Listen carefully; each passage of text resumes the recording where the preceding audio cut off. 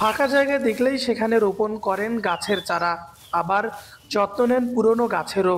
এমনই এক বৃক্ষপ্রেমী মানুষ হলেন বাদশা মিয়া। একসময় নার্সারি থেকে চারা কিনে সাইকেলে ঘুরে বিক্রি করতেন গ্রামে গ্রামে। বিক্রির ফাঁকেই নিজের হাতে রোপণ করেছেন অসংখ্য গাছ।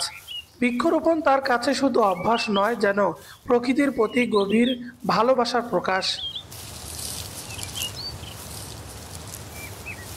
রংপুরের পীরগঞ্জের সানেরহাট ইউনিয়নের মেস্টা গ্রামের বাদশা মিয়া গত ২০ বছরে নিজের কষ্ট অর্জিত অর্থে লাগিয়েছেন ৩০,০০০-এর বেশি গাছ।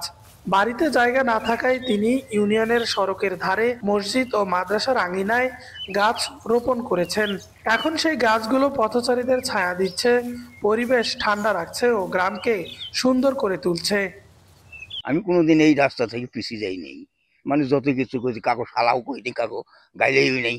কত বকরিয়া লাগছে, আজও নিয়ে গেছে, ডাল ভাঙি নিয়ে গেছে, কাঠি নিয়ে গেছে, আজও আমি কিছু কইনি। আমার গোড়াটা ঠিক থাকে। এই তো গাছ কিনছি, আম কিনছি, জাম কিনছি, বেল কিনছি, কাগজি কিনছি, এগুলাই গাছ আমি বিক্রি করছি গ্রামে। সাইকেলে নিয়ে গেছি, গ্রাম নার্সারি তুলছি, গ্রামে গ্রামে আসছি, বিক্রি করে গেছি।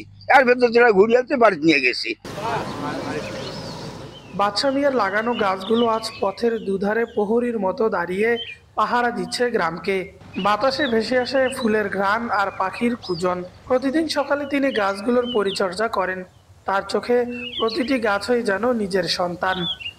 আমার এটা দরদ আছে, আমি না গাছে আমার চল্লিশটা, এটা মহব্বত আমার বেশি আছে।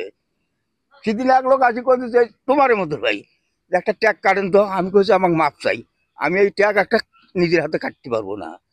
এক আমার মহব্বত, আমি ভাঙতে আমার একটা খুব দয়া লাগে। চল্লিশটা আমার মহব্বত, এটে আমি গাছ কাটতে পারি না। বাদশা মিয়া আম, কাঁঠাল, লিচু, আমড়া, জলপাই, নারকেল, তাল সহ শতাধিক বনজ ও ফলজ গাছ রোপণ করেছেন। তার উদ্যোগে অনুপ্রাণিত হয়ে এখন এলাকার মানুষও গাছ লাগাতে আগ্রহী। স্থানীয়রা মনে করেন অসুস্থ এই বৃক্ষপ্রেমীর পাশে দাঁড়ানো উচিত সরকারেরও। এভাবে দেখি গাড়ে আমরা করলে কি করিস, ওই ভাই না কাউরে মানুষ খাইয়ে মহব্বত দোয়া করবে। গাছের ব্যবসা করতে করতে ওনার এই শখ, আমি লাগাবো, আমি বাঁচি না থাকলেও যদি জনগণ খাবে তো। তা এখন তাই হতেছে ইনশাল্লাহ, তাই ছেলেরা জনগণে খাতিছে। ওনার সাধনা হলো ওই গাছ নিয়ে। উনি বলছে যে আমি রাস্তা দিয়ে গাছ লাগাবো, এতে জনগণ বসবে, ফল পাকড় খাবে। বাদশা মিয়ার এমন উদ্যোগকে স্বাগত জানিয়ে তার পাশে থেকে সহযোগিতা করার কথা জানান উপজেলা প্রশাসন। এটা তো খুবই ভালো উদ্যোগ, পরিবেশকে সংরক্ষণ করার একটা ভালো প্রক্রিয়া।